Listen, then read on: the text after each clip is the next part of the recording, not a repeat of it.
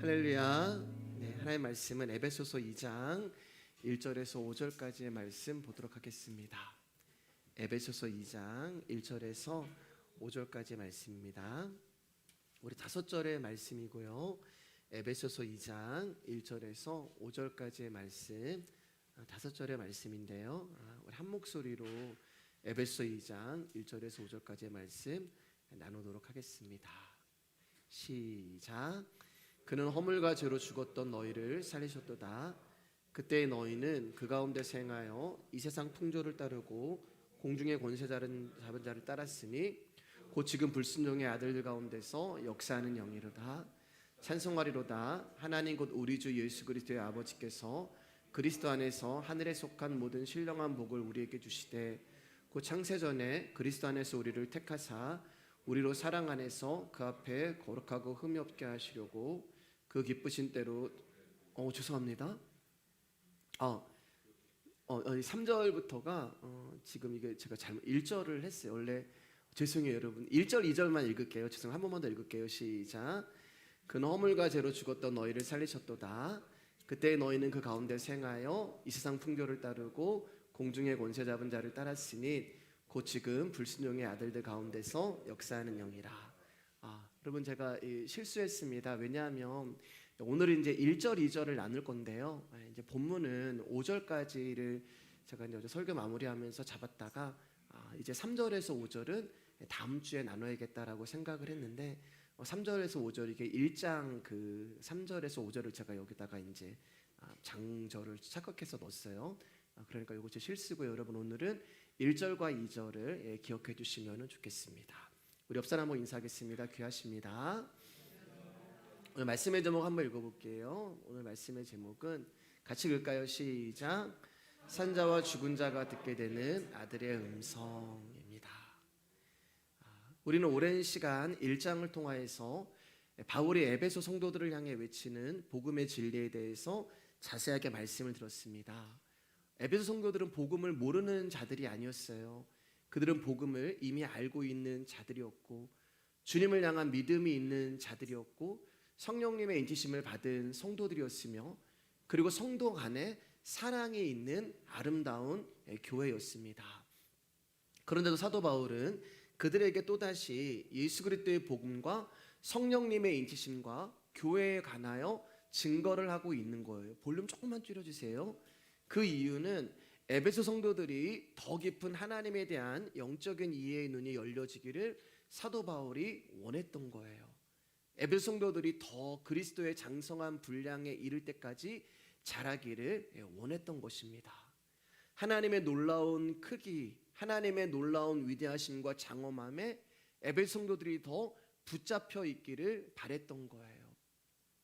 그러면 복음을 이미 알고 있는데 왜 사도 바울은 그들이 알고 있는 복음을 또다시 이렇게 기록하는 이유일까? 그것은 여러분 우리가 육을 입고 살아가고 있는 이 세상은 여전히 죄가 많고 우리를 미혹하는 시험이 많기 때문에 우리는 얼마든지 그 시험에 빠질 수 있는 자들이고 또 이 세상의 권세를 잡고 있는 사단은 우리의 신앙과 믿음을 흔들어 버리는 일을 멈추지 않기 때문에 에베소 성도들은 복음을 알고 있고 하나님을 믿는다고 이야기를 하고 성령님의 인치심을 받았다고 하는 에베소 성도들이 더욱더 복음에 붙들리기를 바라고 예수 그리스도 앞에 바로 서기를 원하는 마음으로 다시 펜을 들고 에베소서들을 써내려 간 것입니다. 여러분 어떤 이제 분들은 제 메시지를 들으시고 아니 교회 다니는 사람은 누구나 다 아는 예수님의 이야기를 굳이 설교 때마다 반복하면서 할 필요가 있으십니까? 라고 이렇게 물어보시는 분도 계셨어요. 그런데 여러분 제 마음의 심정이 바울과 같은 이유라면은 여러분 이해가 되시겠어요? 우리가 인생이라고 하는 험난한 시간 속에서 살아가야 하는 그 이유와 또 사단이 미혹하고 유혹하는 이 세상에서 저와 여러분들이 믿음을 지키고 하나님의 백성으로 살아갈 수 있는 유일한 방법은 그분을 알아가고 그분을 배워가는 길밖에 없는 거예요. 그래서 성경이 하나님을 알기를 힘써라라고 말씀하고 있는 것입니다. 그렇기 때문에 이런 이유로 에베소서는 에베소 성도들에게만 해당이 되는 편지가 아니라 하나님이 부르시고 택함을 받은 모든 교회에게 들려지는 편지가 되는 거예요. 왜냐하면 우리가 살아가는 오늘이 어쩌면 에베소 성도들이 편지를 받던 그날일 수 있기 때문에 그렇습니다. 오늘은 이제 에베소 2장을 이제 나눌 건데요. 에베소 이제 14번째 시간이더라고요. 14번째 시간으로 이제 2장을 나눌 건데, 오늘은 2장 1절에서 2절을 나누고 다음 주에는 3절에서 5절을 나누겠습니다. 1절에서 5절까지 사도 바울은 4가지 주제를 가지고 이야기를 하는데, 첫 번째는 죄악 가운데 빠져 있는 저와 여러분의 상태에 대해서 이야기를 하고 있고, 두 번째는 왜 인간이 이런 상태에 있었는지를 설명하고, 세 번째는 이 상태로 인하여 무엇이 우리에게 찾아왔는지를 이야기하고, 네 번째는 그런 상태에 있는 우리를 하나님이 어떻게 구원하셨는가를 설명하고 있어요. 그래서 오늘은 이제 1절과 2절을 통하여서 하나님이 찾아오시기 전에 우리의 상태와, 그리고 왜 우리가 이런 상태에 있었는지를 나누고, 다음 주에 나머지 2가지에 대해서 나누어 보도록 하겠습니다. 오늘 1절은 이렇게 시작을 합니다. 그는 허물과 죄로 죽었던 너희를 살리셨도다. 그럼 허물은 뭐고 죄가 무엇일까요? 여러분, 허물이라고 하는 것은 저와 여러분들의 실존을 말하는 거예요. 그리고 그 실존이 밖으로 드러난 것이 죄가 되는 거예요. 그러니까 허물 따로 죄 따로가 아니라 인간이라고 하는 존재는 허물과 죄의 상태다라고 말씀하고 있는 거예요. 그럼 허물과 죄라는 것은 무엇을 말하고 하냐면은 죽었던 얘기하잖아요. 그러니까 허물과 죄의 상태가 바로 사망의 상태라고 1절에서 말하고 있는 거예요. 그러니까 허물과 죄로 우리가 죽은 것이 아니라 원래 저와 여러분의 실존적 상태가 죽음이라는 거예요. 우리가 허물과 죄로 죽은 게 아니고 원래가 우리가 허물과 죄이기 때문에 죽어있는 존재다라고 성경이 말씀하고 있는 거예요. 여러분, 이거 이해하셔야 돼요. 우리가 죄를 지어서 사망에 이른 것이 아니라 저와 여러분들은 원래가 죽음이었다는 말이에요. 창세기 1장 1절에서 2절입니다. 시작. 태초에 하나님이 천지를 창조하시니라. 땅이 혼돈하고 공허하며 흑암이 깊음 위에 있고 하나님의 영은 수면 위에 운행하시니라. 몇 번 나눴던 말씀이죠. 하나님이 이 세상을 창조하실 때 여러분, 이 우주는 하나님만으로 가득 차 있었어요. 하나님 한 분밖에 안 계셨기 때문에. 그래서 이 우주가 하나님만으로 꽉 차 있는 상태를 충만이라고 합니다. 그렇기 때문에 그분은 절대자이기 때문에 다른 어떤 것들이 존재할 수가 없는 거예요. 그래서 태초에 하나님이 이렇게 나오는, 하나님밖에 없었어요. 그런데 갑자기 혼돈과 공허와 흑암이 등장을 하기 시작합니다. 여러분, 하나님은 지혜이시기 때문에 혼돈이 있을 수가 없고요.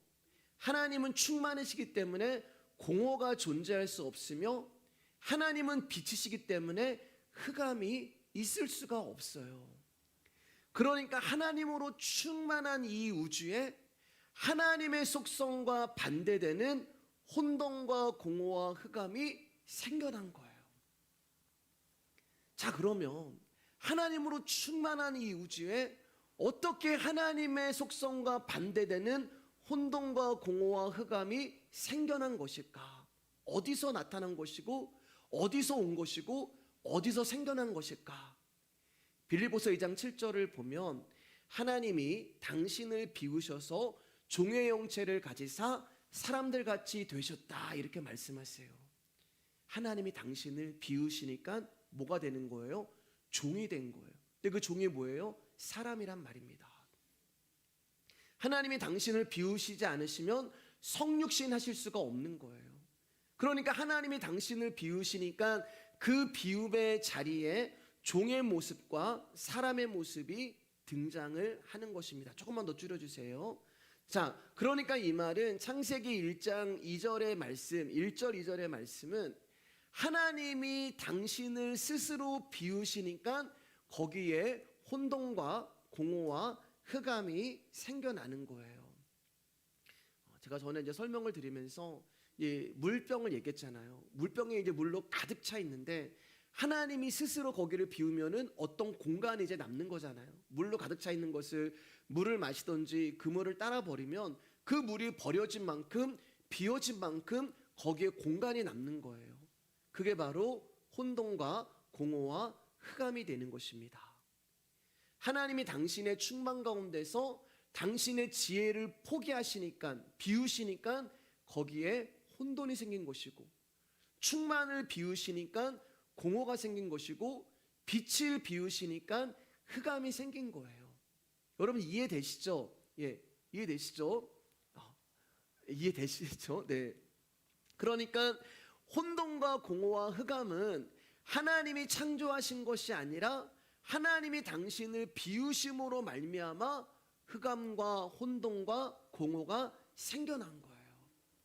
그런데 이 흑암과 혼돈과 공허가 뭐냐면은 바로 저와 여러분의 상태, 즉 오늘 말씀으로 드리면은 허물과 죄로 죽은 우리를 말하는 거예요. 허물과 죄로 죽은 그 모습이 혼돈과 공허와 흑암이라는 것입니다.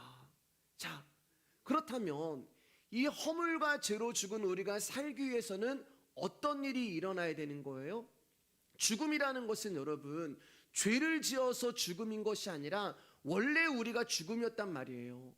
그럼 이 죽음이 살아나기 위해서는 뭐가 와야 되는 거예요? 생명이 와야 되잖아요. 생명이. 다 따라오시리라 믿고 있습니다. 죽음 가운데 필요한 것은 생명이 와야지만 이 죽은 자가 살아나는 거잖아요. 그래서 창세기 1장 1절에 하나님이 이 세상을 창조하시고 그 다음에 2절 가운데 허물과 죄로 죽은 저와 여러분의 모습이 혼돈과 공허와 흑암으로 등장을 하는 거예요. 그러면 하나님이 이제 어떻게 하셨냐면은 그 혼돈과 공허와 흑암으로 죽어있는 저와 여러분들을 살리셔야 돼요. 당신을 비우셨는데 이제는 당신으로 다시 채워주셔야 된단 말입니다. 그래서 창세기 1장 3절 말씀 가운데 하나님이 빛이 있으라 이렇게 말씀하시는 거예요. 빛이 있으라. 흑암과 혼돈과 공허라고 하는 사망에 처해 있는 저와 여러분에게 하나님의 생명이 찾아오시는 거예요. 그래서 흑암에 다시 지혜가 임하는 것이고 혼돈의 충만이 임하는 것이고 흑암에 빛이 비춰줌으로 말미암아 완전한 생명이 되는 거예요. 여러분 그러니까 복음은 창세기 1장부터 시작을 하고 있는 거예요. 고린도후서 4장 6절에서 7절 말씀입니다. 같이 크게 읽어주세요. 시작. 어두운 데에 빛이 비치라 말씀하셨던 그 하나님께서 예수 그리스도 얼굴에 있는 하나님의 영광에 아는 빛을 우리 마음에 비추셨느니라. 우리가 이 보배를 질그릇에 가졌으니 이는 심히 큰 능력은 하나님께 있고 우리에게 있지 아니함을 알게 하려 함이라. 자, 이게 정확하게 나오잖아요. 하나님이 말씀하셨는데 빛을 어디다 비추라고 얘기하냐면은 어둠에 비춰라 라고 말씀하셨어요. 왜냐하면은 빛은 어둠을 향해서 가게 되어 있거든요. 저와 여러분들이 흑암이고 어둠이었는데 그 흑암과 어두움 가운데 하나님이 빛이 있으라, 그 생명이 그 빛이 우리 가운데 찾아오시는 거예요. 근데 그 빛이 뭐예요? 하나님의 영광을 아는 예수 그리스도의 얼굴에 있는 빛이다.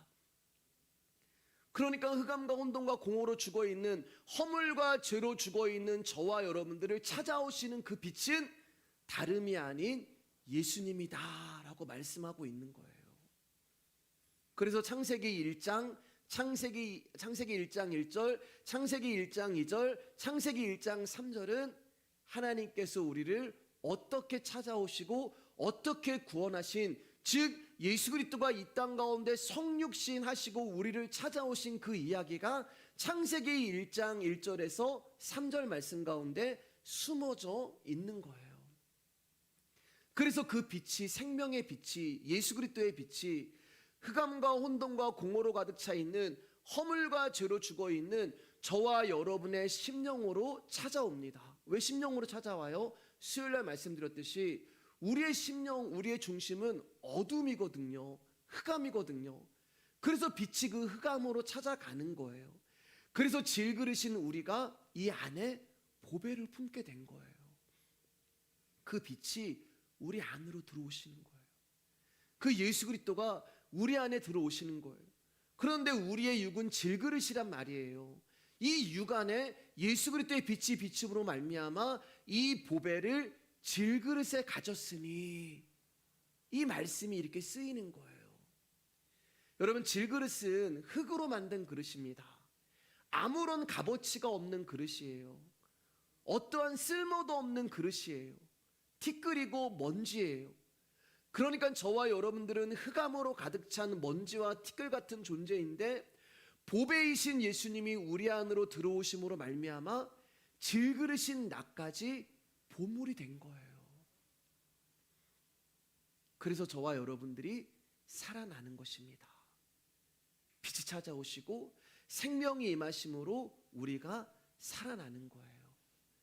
그래서 다시 에베소 2장 1절 말씀을 보면 그는 이렇게 말씀하세요. 허물과 죄로 죽었던 우리를 살리셨도다. 우리는 허물과 죄로 죽어서 어떤 것도 할 수가 없는 존재였단 말입니다. 숨도 쉴 수 없었고 말도 할 수 없었고 걸어다닐 수 없었단 말이에요. 그런데 누가 살리신 거예요? 그는. 우리의 어떠함과 노력으로 우리가 살아나는 것이 아니라 하나님이 허물과 죄로 죽어있는 우리를 찾아오시고 혼돈과 공허와 흑암으로 죽어있는 우리를 찾아오심으로 말미암아 우리가 살아나게 된 거예요. 그럼 하나님이 허물과 죄로 죽은 우리를 살리셨으니 우리가 이제 살았으니까 하나님을 위해서 무엇을 해야 하는 것일까요? 많은 사람들이 살리셨다는 말을 그렇게 이해를 하는데, 하나님이 나를 살리셨으니 나를 살리신 주님을 위해 무언가를 해야 한다고 생각을 하는 것은 잘못된 거예요. 왜냐하면 살리셨다는 말은 그런 뜻이 아니기 때문에 그렇습니다. 이사야 53장 5절입니다. 같이 읽을까요? 시작. 그가 찔림은 우리의 허물 때문이요 그가 상함은 우리의 죄악 때문이라. 그가 징계를 받음으로 우리는 평화를 누리고 그가 채찍에 맞음으로 우리는 나음을 받았도다. 자, 여기 보시면 우리가 구원을 받고 살아나는 일에 우리가 한 것이 아무것도 없다는 말이에요. 왜냐하면 저와 여러분들은 허물과 죄로 죽은 자들이에요. 아까도 말씀드렸지만 죽은 자는 아무것도 할 수 없어요. 죽은 자가 할 수 있는 거라고 하는 38년 동안 베데스다 연못만 쳐다보는 것 외에는 아무것도 할 수 없어요. 그래서 예수님이, 베데스다 되시는 예수님이 그 죄인을 찾아오시는 것입니다. 이 허물과 죄악이 평화와 나음으로 바뀌는 건 왜 이렇게 됐냐면은 예수님이 나의 허물로 인하여 찔리시고 나의 죄로 인하여 상하시고 징계를 받으시고 채찍에 맞으셨기 때문에 죽어있는 저와 여러분들이 평화 나음을 얻은 거예요. 자, 그러면 예수님이 십자가에 찔리시고 상하시고 징계를 받으시고 채찍에 맞으실 때 저와 여러분 가운데 어떤 것을 요구하셨나요? 예수님이 십자가에 달려 올라가시면서 저와 여러분 가운데 어떤 태도와 마음가짐을 요구하셨나요? 아닙니다. 어떤 것도 요구하지 않으셨어요. 그런데 우리는 하나님이 허물과 죄로 죽은 우리를 살리셨으니 우리가 산자로서 하나님을 위해서 무언가를 해야 한다고 생각을 해요. 하나님이 나를 살리셨으니 그 은혜를 갚기 위해서 더 헌신하고 더 봉사해야 한다고 생각을 합니다. 그러나 살리셨다는 말은 그런 의미가 아니에요. 우리는 살림을 받아 구원을 받았지만 여전히 우리에게는 허물과 죄가 있어요. 허물과 죄가 있는 우리가 하나님의 일을 한다는 것이 어불성설가 됩니다. 그렇기 때문에 우리가 무엇을 해도 허물과 죄를 가지고 있는 우리는 하나님을 위한 일이 아니라 자기의 일이 되는 거예요. 여러분, 그분이 우리를 살리셨다는 말은 우리를 일방적으로 사랑하시고 일방적으로 은혜를 베푸신 것입니다. 허물과 죄로 죽은 우리가 하나님의 말씀을 듣고 하나님의 은혜를 받아요. 그러면 그 들은 말씀과 받은 은혜는 내 안에서 보배가 되어서 일을 해나가기 시작하는 거예요. 저와 여러분들이 그리스도의 장성한 분량까지 이르도록 말씀과 은혜는 내 인생 내내 내 안에서 일을 해나가시는 거예요. 그리고 그 말씀이 그 안에서 일을 해나가는 사람은 내가 산자가 되었으니 하나님을 위해서 많은 일을 해야지가 아니라 내가 허물과 죄로 죽었는데 나를 하나님이 살리셨으니 그 살리신 사랑과 은혜가 나에게 가장 존귀하고 귀한 은혜다라는 고백만 남게 되는 것입니다. 다시 말해서 하나님의 크신 사랑과 은혜에 대해 감각이 있게 된 것이 살아있다라는 증거가 되는 거예요. 그럼 여러분, 이 말은 우리가 육신의 생명을 가지고 있고 지금 숨을 쉬고 걷는 것도 같고 먹는 것도 같고 자는 것도 같지만 이 보배 되시는 예수 그리스도의 생명이 내 안에 없으면 우리는 죽은 자라는 거예요. 내가 교회를 열심히 다니고 내가 직분자고 내가 모태신앙이라 할지라도 이 빛 대신 예수님의 생명이 나를 비춰주지 않으면 저와 여러분들은 죽은 자라는 것입니다. 오직 그리스도의 생명을 얻는 자만이 살아날 수 있고 영생을 얻을 수 있는 거예요. 자, 그러면 우리가 그리스도의 생명을 얻었는지, 내 안에 예수 그리스도의 빛이 비춰지고 있는지를 어떻게 알 수가 있을까요? 요한복음 5장 25절입니다. 크게 읽어주세요. 시작. 진실로 진실로 너희에게 이르노니 죽은 자들이 하나님의 아들의 음성을 들을 때가 오나니 곧 이때라. 듣는 자는 살아나니라. 여러분, 이 말씀은 예수님이 재림하실 때 무덤에서 죽은 사람들을 부르는 이야기가 아니에요. 만약에 그런 이야기라면은 곧 이때라라는 말씀이 없어야 하는 것입니다. 곧 이때라. 언제를 말하는 거예요? 지금을 말하는 거예요. 그러면 지금 하나님이 누구에게 말씀하시는 거예요?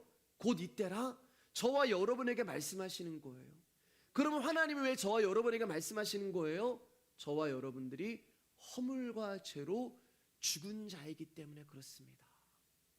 그러니까 이 말씀이 들리는 이 시간이 구원을 받는 시간이시고, 이 말씀이 들리는 이때가 창세전이 되는 거예요.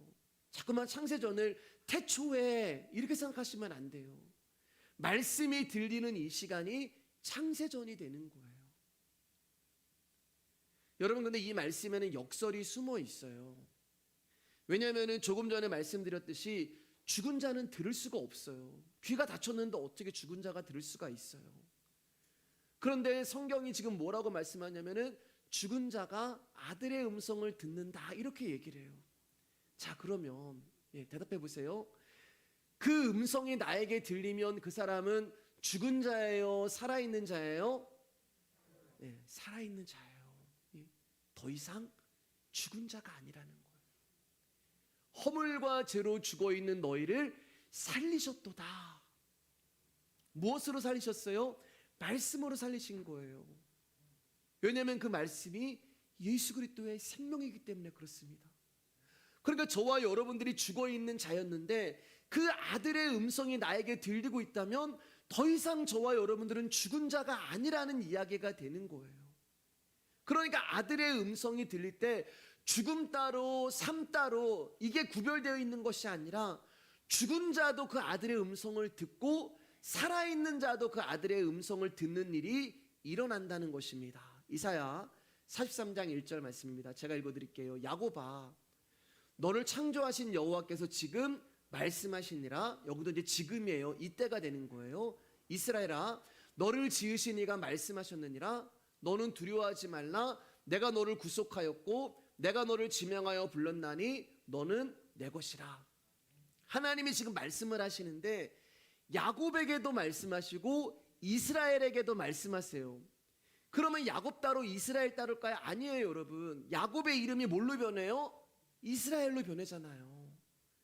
그러니까 하나님은 지금 야곱 안에 있는 야곱이라는 존재와 야곱 안에 있는 이스라엘이라고 하는 존재 가운데 말씀하고 있는 거예요. 자, 왜 이렇게 말씀을 하시냐? 이스라엘이라고 하는 존재가 야곱 안에 있지만 야곱은 여전히 야곱이라는 육의 옷을 입고 살아간단 말입니다. 김길룡이라고 하는 존재가 예수 그리스도의 생명으로 구원을 받았지만 저는 여전히 김길룡이라고 하는 육의 옷을 입고 살아가고 있어요. 그러니까 저와 여러분들이 이스라엘로 구원을 받았지만 여전히 여러분 육의 옷을 입고 삶을 경험하며 인생을 살아가고 있어요. 그러니까 하나님의 말씀으로 저와 여러분들이 허물과 죄로 죽어있는 우리가 살아났지만 여전히 허물과 죄를 입고 살아가고 있는 모습으로 인생을 살아간다는 거예요. 그래서 하나님이 말씀하실 때 야곱도 듣고 이스라엘도 들어요. 그런데 감사한 것은 하나님이 이 야곱을 버리시지 않으셨다는 말입니다.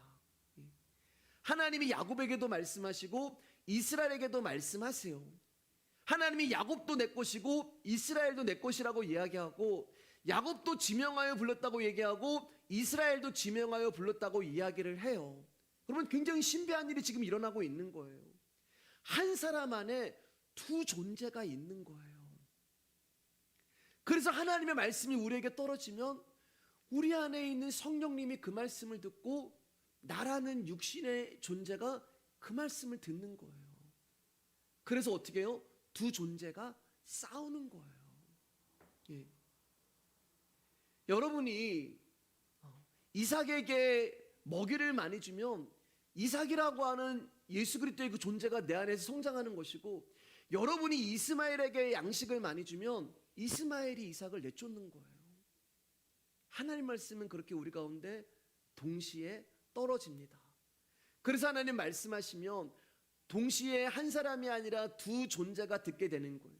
야곱은 겉사람이고 이스라엘은 우리의 속사람이고, 야곱은 구약과 율법 옛것이고 이스라엘은 신약 은혜 새것 복음이 되는 거예요. 야곱은 오늘 본문으로 얘기하면 허물과 죄로 죽어있는 우리고, 이스라엘은 우리를 살리시려고 찾아오시는 하나님의 말씀이 되는 것입니다. 여러분, 복잡한 것 같지만 복잡한 게 아니에요. 자, 창세기 1장 26절 말씀 제가 읽어드릴게요. 하나님이 이르시되 우리의 형상을 따라 우리의 모양대로 우리가 사람을 만들고 그들로 바다의 물고기와 하늘의 새와 가축과 온 땅과 땅에 기는 모든 것을 다스리게 하자 하시고, 여기 보면 이제 형상과 모양이 나온단 말이에요. 근데 형상은 제가 뭐라고 말씀드렸어요? 혹시 기억하시는 분 계신가요? 형상의 뜻. 예, 감사합니다. 형상의 뜻은 따라해 보실래요? 그릇. 예, 그릇이에요. 자, 하나님이 먼저 우리를 뭘로 창조하시냐면은 그릇으로 창조해요. 그릇. 예. 그러면 그릇의 용도가 뭐예요? 무엇을 담는 거란 말입니다. 예. 그릇은 뭔가가 거기에 담겨있지만 그릇으로서 완성이 되는 거예요. 자, 그럼 이 형상이라고 하는 그릇에 뭐가 담겨야 하냐면은 모양이 담기는 거예요. 그래야지만 완전한 사람이 되는 것입니다. 그래서 하나님이 첫 번째로 아담이라고 하는 그릇을 만드는 거예요. 첫 번째로. 그게 형상이란 말입니다. 아담이라고 하는 그릇을 만드시고, 모양, 마지막 아담이신 예수 그리스도가 그 첫 번째 아담의 포개짐으로 담겨짐으로 말미암아 사람이 되는 거예요. 첫 번째 아담은 저와 여러분이잖아요. 죄와 허물로 죽어있는. 그런데 이 그릇이라고 하는 존재 안에 마지막 아담이신 말씀이 들어와서 하나가 되는 거예요. 여러분, 제가 지금 에베소 얘기하지만 지금 모든 게 다 똑같은 이야기예요. 예, 똑같은 이야기를 하고 있는 거예요. 우리는 야곱이라고 하는 형상으로 출발을 하지만 그 야곱이라고 하는 형상 가운데 하나님이 너는 이제 야곱이 아니라 이스라엘이다. 이스라엘이라고 하는 형상에 담겨짐으로 말미암아 우리가 구원을 받게 되는 거예요. 그래서 신약을 보면은 예수님이 찾아가는 모든 그릇이 어떤 존재들이에요? 다 부족하고 연약하고 버림받고 저주받고 12제자고 사마리아 여인이고 38년의 명자고 세리고 창녀고 문둥병자고 가늠한 여인이고 날 때부터 소경이고 뭔가가 불완전한 존재예요. 다 흑암과 혼돈과 공허예요. 그렇게 그릇으로 우리를 부르십니다. 그리고 그릇 가운데 예수 그리스도가 그들 안에 들어가셔서 담기심으로 말미암아 구원이 완성이 되는 거예요. 그 일이 지금 일어나고 있는 것입니다. 아멘. 예, 곧 이때라.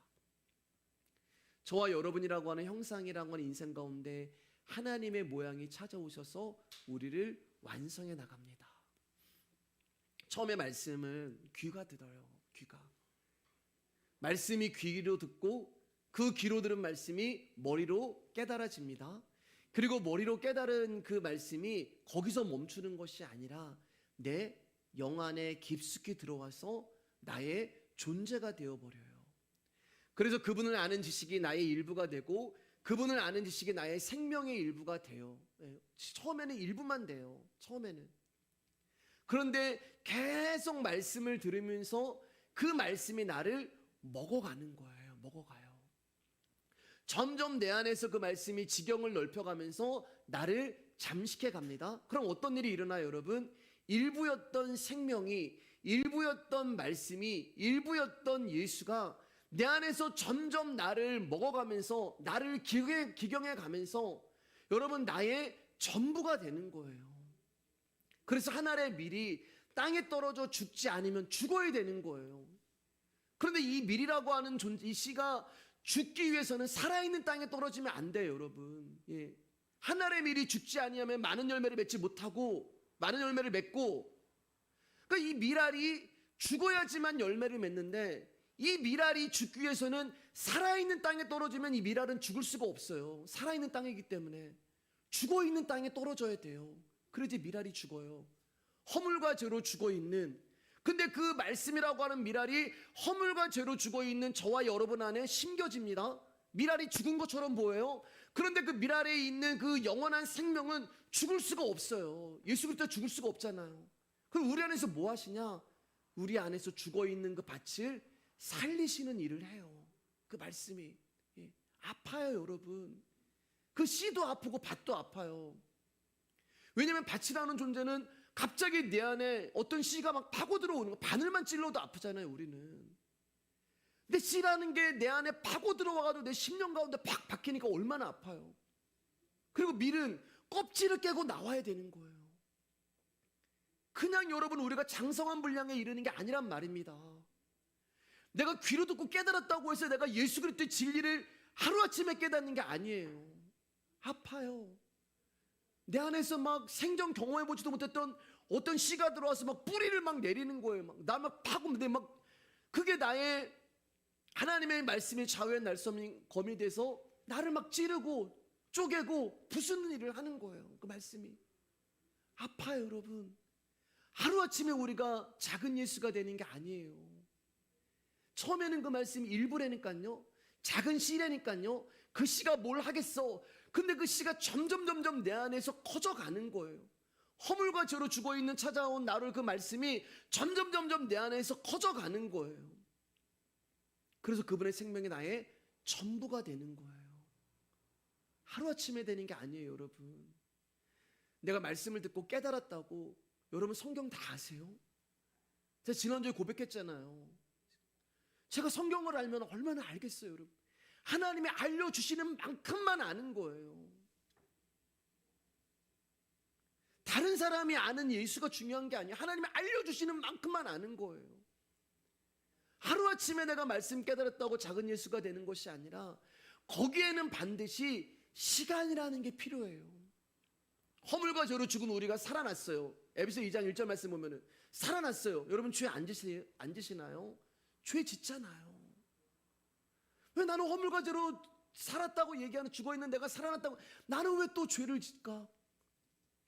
우리는 또 넘어지고 우리는 또 실패하고, 그런데 그러한 우리를 다시 말씀이 찾아오셔서 우리를 일으키시고 우리를 살리시고 회복하시고, 또 내가 막 살아난 것 같은데 또 넘어지고 또 실수하고 또 죽어지고, 이 과정이 계속 반복되는 거예요, 여러분. 우리의 인생 내내 허물과 죄로 죽었는데 말씀이 오셔서 살려주시고, 다시 허물과 죄로 죽어버리고 말씀이 오셔서 살려주시고, 그래서 점점 이 과정을 겪으면서 어떻게 된다고요? 내 안에 있던 씨가 뿌리를 내리고 줄기가 나무고 나무가 되면서 점점 이제는 내 안에서 죄의 모습이 사라지고 죽은 자의 모습이 사라지고 이제는 완전한 살아있는 자로 우리가 변해가는 거예요. 근데 그 과정이 녹록지 않단 말입니다. 그게 평안한 게 아니에요, 여러분. 기쁜 게 아니에요. 반드시 우리 인생 가운데 고난이 있어야 돼요. 고난이 찾아오는 거예요. 말씀으로 인해서 고난이 와야 되고 복음으로 인해서 고난이 와야 돼요. 왜냐하면 질그릇이 깨져야 되거든요. 보배가 안에 있으면 무슨 소용이 있어요? 질그릇이 가져 있는데. 소금병이 아무리 병에 그 본차이나라고 하는 소금병에 들어가 있으면 소금인데 깨고 나와야 돼요. 향유가 옥합 안에 들어가서 무슨 소용이 있어요? 옥합은 깨져야 돼요.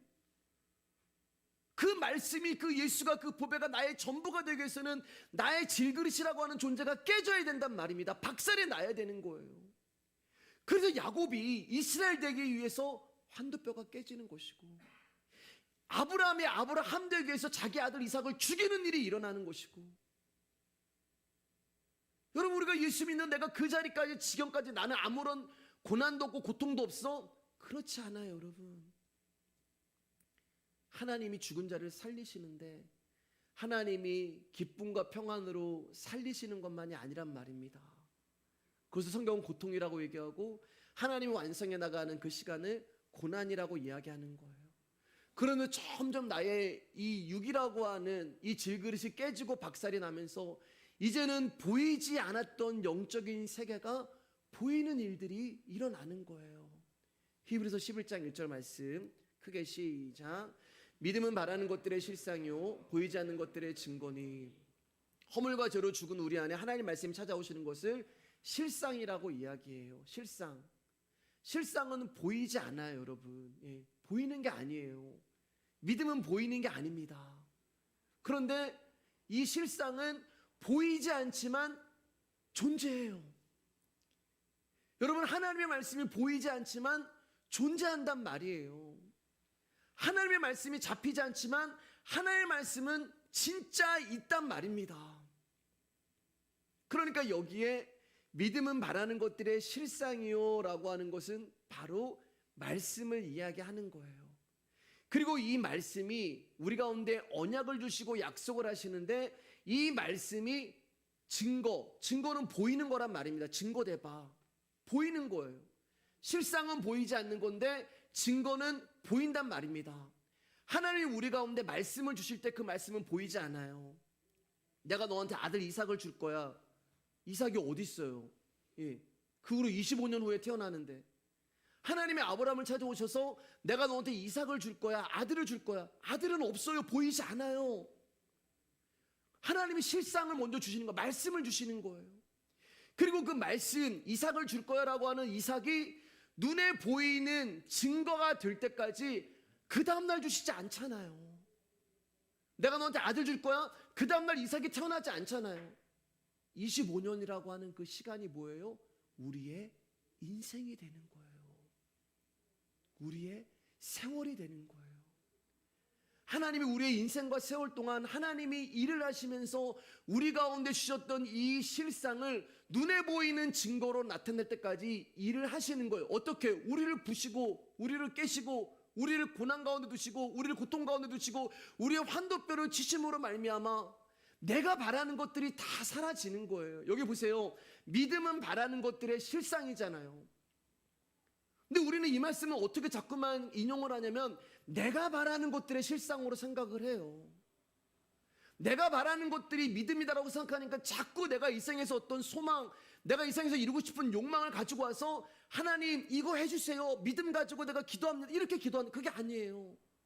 내가 바라는 실상이 아니라 믿음이 바라는 실상이라고 분명히 이야기를 하잖아요. 그럼 믿음이 뭘 바라겠어요, 여러분? 돈을 바랄까요? 믿음이 명예를 바랄까요? 믿음이 권력을 바랄까요? 보이지 않는 것들이에요. 믿음은 하나님이 우리 가운데 주신 하늘의 선물입니다. 그렇기 때문에 믿음이 바라는 것은 영적인 것이지 이 땅의 것이 아니에요. 자꾸 이 말씀 가져다가 이 땅에다가 적용하시면 안 돼요. 하나님이 우리 가운데 믿음이라는 것을 주신 것은 그 말씀이 믿어지게 하기 위해서, 그 말씀이 들리게 하기 위해서 우리 가운데 믿음이라는 걸 줬단 말입니다. 그 믿음이 있기 때문에 저와 여러분들이 이 땅에서 눈을 돌려 하나님 나라를 바라보는 거예요. 저와 여러분들이 이 땅에서 눈을 돌려서 예수 그리스도의 말씀만 붙드는 거예요. 그게 믿음이 하시는 일이에요. 그런데 아까도 말씀드렸지만 하루아침에 우리가 이 땅의 것을 다 놓아버리고, 하루아침에 허물과 죄를 다 완전히 벗어버리고, 하루아침에 야곱이 이스라엘 될 수 없다는 말입니다. 여기 보면은 실상과 증거 사이에는 거리가 있어요. 그게 인생이 되고 세월이 되는 거예요. 그래서 아브라함 가운데 하나님 먼저 실상을 주세요. 말씀을 주세요. 그리고 이삭이라고 하는 증거가 나타날 때까지 수십 년 동안을 아브라함이 어떤 존재인가를 드러나게, 불순종하게 만들고 자기 마음대로 하나님의 말씀을 어기게 만들고, 그래서 결국에는 어떻게 되는 거예요? 내가 예수님 3번 부인하지 않겠습니까? 네가 날 부인할 거야. 완전히 부서지고 깨어졌을 때 결국에는 이제 하나님이 그의 허리띠를 잡고 당신이 원하시는 곳으로 끌고 가서 증거를 보여주는 거예요. 그 증거가 예수 그리스도가 되는 것입니다. 그래서 성경을 보면 우리가 똑같은 사람들이잖아요. 아브라함, 사라, 야곱, 요셉. 그 말씀이 그들의 인생이라고 하는 세월 동안 아브라함을 아브라함으로 만들어 가시고, 사레를 사라로 만들어 가시고, 야곱을 이스라엘로 만들어 가시는 거예요. 보이지 않아요, 여러분? 지금 지금 여러분을 하나님이 그렇게 만들어 가시는데 그게 보이지 않아요. 우리의 눈에는, 사람들의 눈에는 여전히 자식도 없는 늙은 할아버지로 보이고, 아버지를 속이고 형을 속이는 사기꾼으로 보이고, 심지어 하나님까지 이거 먹으라고 하는 그런 거짓말쟁이로 보이고, 지금 감옥에서, 노예에서 구덩이에 있는 모습으로 보이는 거예요. 우리 눈에는 그렇게 보여요. 하나님이 살아계시나? 하나님 나를 사랑하시나? 어떻게 나를 사랑하시나? 하나님이 내 인생을 이 모양 이 꼴로 만들어갈 수가 있나? 내가 하나님을 위해서 신앙을 떠나고 믿음을 버리지 않고 지금까지 이렇게 왔는데 왜 나는 이런 모습으로 고통 가운데, 고난 가운데 있어야 하나? 근데 보이지 않는 믿음은 우리를 하나님의 사람으로 만들어가고 계시는 거예요. 그 말씀이 내 안에서 일하시면서 나를 거룩한 이스라엘로 만들어 가시는 것입니다. 약속이 진짜 아들이 되는 거예요.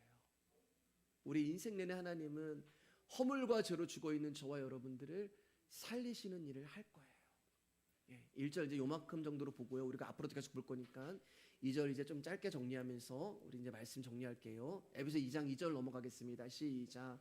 그때 너희는 그 가운데서 행하여 이상 풍조를 따르고 공중의 권세 잡은 자를 따랐으니 곧 지금 불순종의 아들들 가운데서 역사하는 영이라.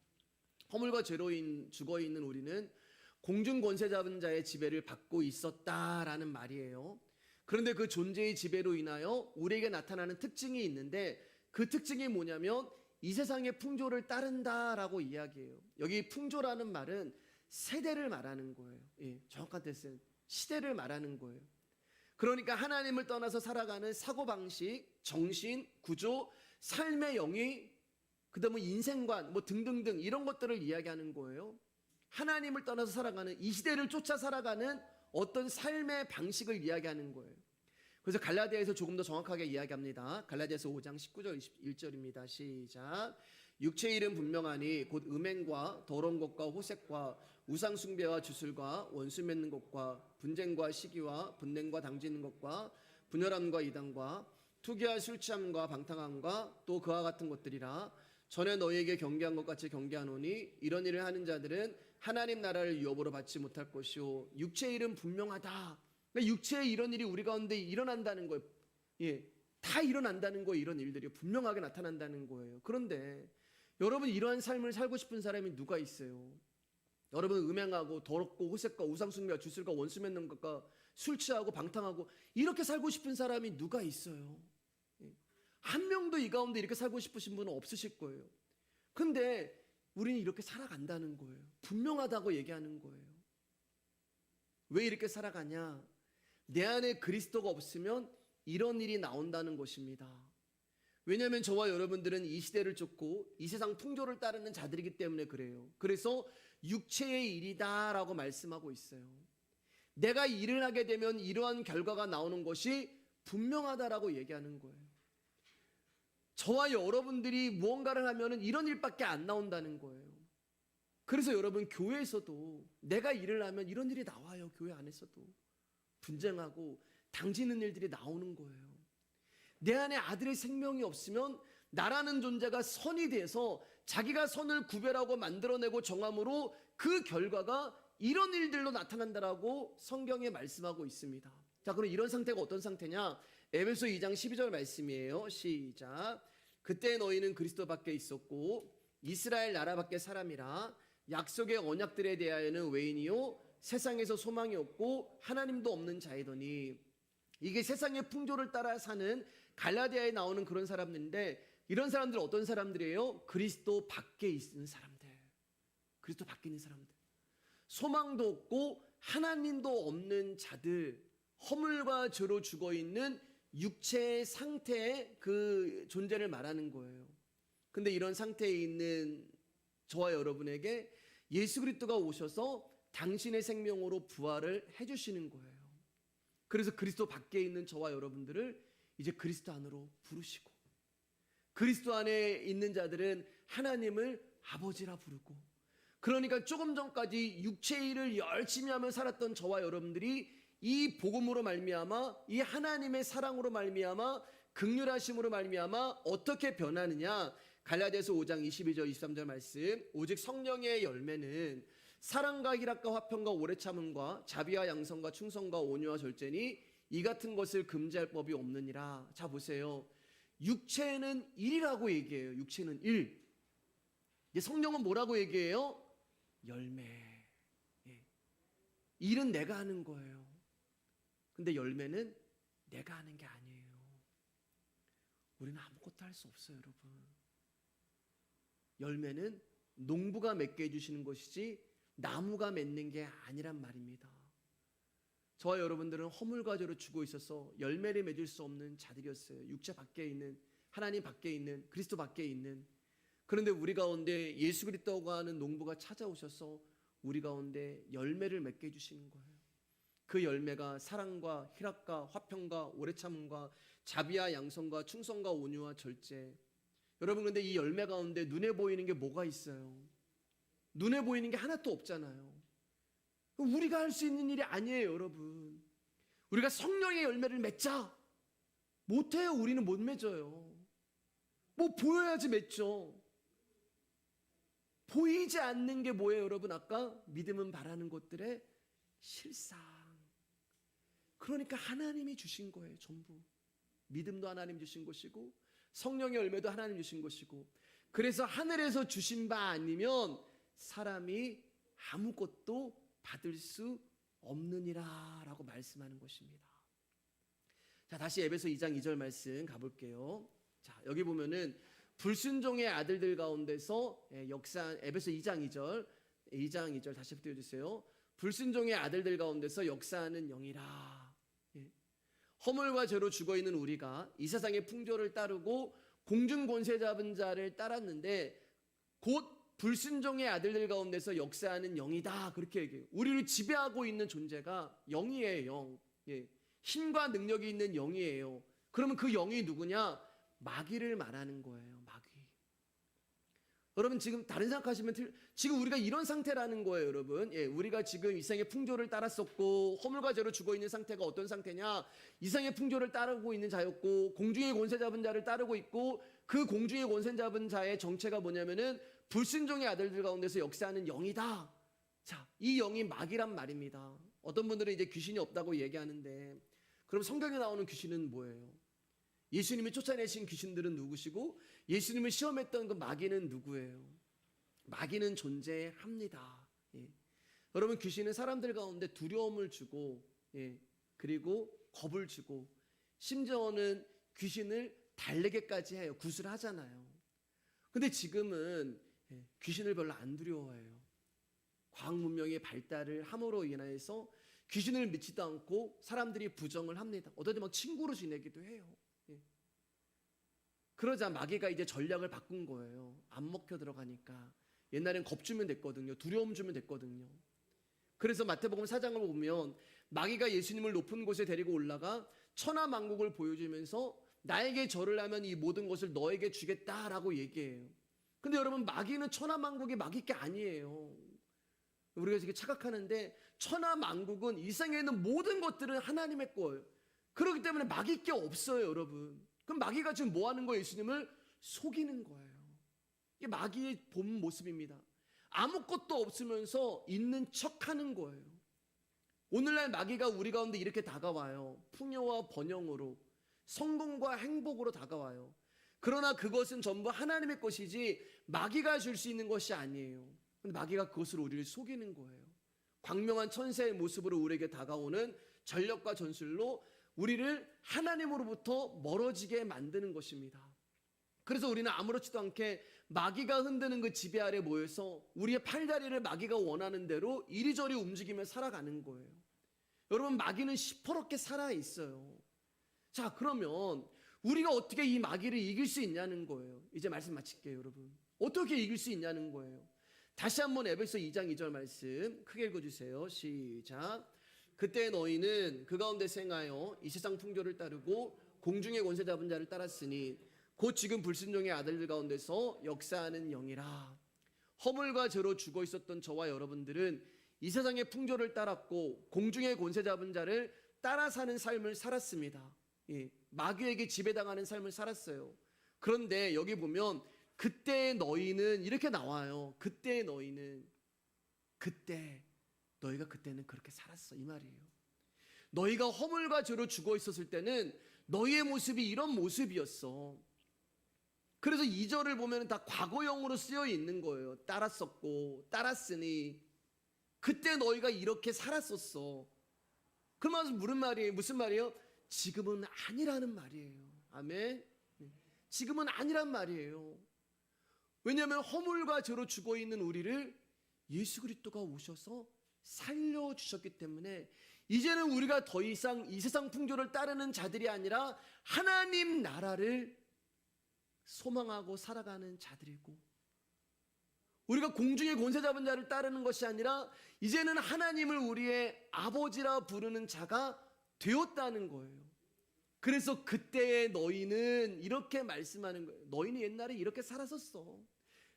내가 와서 너희를 구원해 주지 않았으면, 내가 와서 너희를 살려주지 않았으면 너 옛날에 이 모습 그대로 너희는 살아갔어야 돼, 이야기가 되는 거예요. 그러니까 사랑하는 여러분, 우리가 마귀를 이길 수 있는 유일한 무기는 복음인 거예요. 예수 그리스도를 아는 거예요.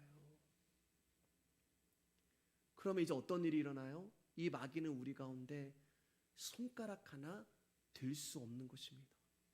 여기에 해당되는 이야기는 불순종의 아들들에게 해당이 돼요. 근데 우리는 십자가에 죽으신 순종하신 아들의 영이 우리 안에 있기 때문에 순종하는 존재가 되었기 때문에 이 말씀은 이제 우리와 아무런 상관이 없는 이야기가 되는 거예요. 38절 로마서 39절 읽고 찬양하고 마치겠습니다. 시작.